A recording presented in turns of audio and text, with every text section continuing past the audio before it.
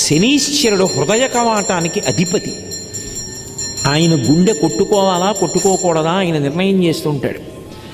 ఇప్పుడు ఆ దీపపు పొగ వాసన చూస్తున్నాడు అనుకోండి, హృదయ కవాటం మీద అనుగ్రహం ఉంటుంది, ఈశ్వర కటాక్షం ఉండి గుండె కొట్టుకుంటుందంటే ఆరోగ్యంతో ఉంటాడు. మీరు నమ్మండి నమ్మపోండి, ఈ మధ్య ఒక ఆవిడికి కాకినాడలో గుండె కొట్టుకోవడంలో తేడా వచ్చింది.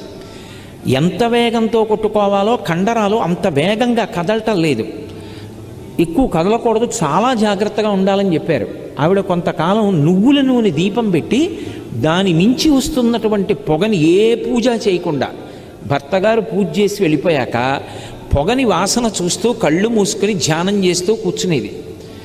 కొన్నాళ్ళు అయిన తర్వాత ఆవిడ పరీక్షల కోసం పెడితే ఆశ్చర్యకరంగా ఆవిడికి గుండె కవాటాలు కండరాలు మామూలుగా పనిచేసాయి. అందుకే కార్తీక మాసం వచ్చినప్పుడు